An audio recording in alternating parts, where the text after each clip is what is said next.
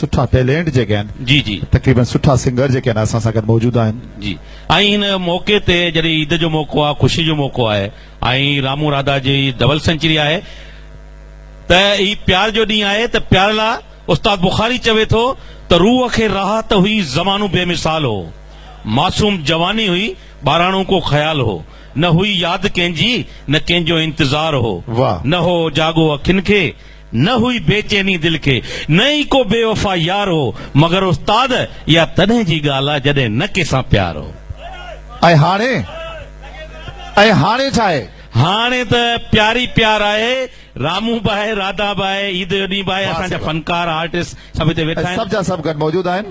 ऐं छो न हाणे वरी पाण इन ख़ुशियुनि खे वधीक वधायूं अॻियां ऐं इन ख़ुशियुनि में हिकिड़ो वरी अहिड़ो फनकार शामिल कयूं जंहिंजी ख़ुशी बि हिन में शामिल थिए ऐं ईद जे ॾींहुं ऐं ईद जे प्रोग्राम में असांजे जेके नाज़रीन ऐं हाज़रीन आहे उन्हनि जी ख़ुशी अञा बि वधी वञे। त हिन वक़्तु तव्हां कंहिंखे था घुरायो? हिन वक़्तु असांजो हिकिड़ो नौजवान फनकार आहे, उभरंदड़ फनकार आहे, ॾाढो सुरीलो ॻाए थो, त तव्हांजे भरपूर ताड़ियुनि में गुलाम लतीफ़ चांडियो। गुलाम लतीफ़ तव्हांजे लाइ खोड़ सारियूं ताड़ियूं।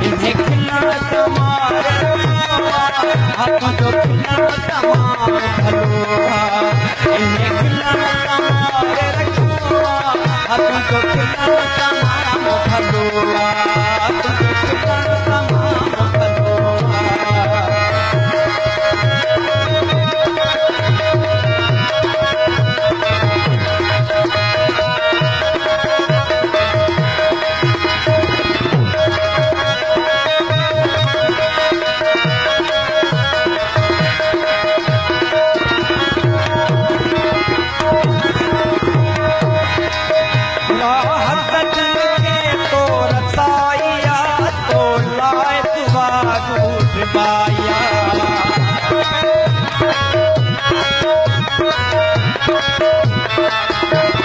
राहत जन के तो रसाया तो लायत वागूट माया राहत जन के तो रसाया तो लायत वागूट माया कुट पर बकहुआ